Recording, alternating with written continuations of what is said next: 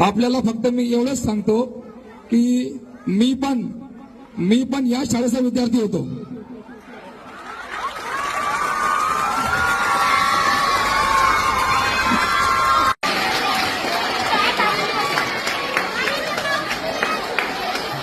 मनापासून आभार मानतो की आपण सर्वांच्या प्रयत्नामुळे ही शाळा आज पूर्ण शहरामध्ये आज नावलौकिक झालेली आहे. आणि माझ्या समोर हे सर्व लहान मुलं बसलेली आहेत. हे भविष्यातील जे तर इंजिनियर, वकील, डॉक्टर, आमच्यासारखे नगरसेवक, आमदार, खासदार बनणार आहे. मी आपल्याला फक्त एवढंच सांगेल की माझं शिक्षण पहिले 12वी पर्यंत मराठीमध्ये झालं आणि त्यानंतर माझं एमबीए पण मी कंप्लीट केलं.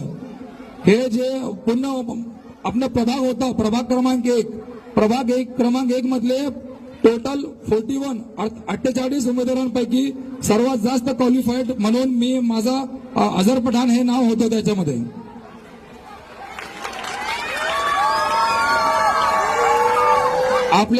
आपल्याला मी हे सांगतो मुलांना, बाळांनो आणि जे मुली बसलेले होते सर्वांना की शिक्षण हे कधी सोडू नका.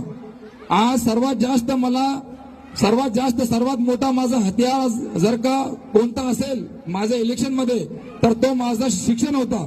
शिक्षणावर बघून मला जे तर मतदारांनी मतदान केलेलं आहे. हे पूर्ण वाड्याच्या लोकांनी ते समजलं की हा शिक्षित आहे आणि सुसभ्य आहे म्हणून मला त्यांनी मतदान केलं.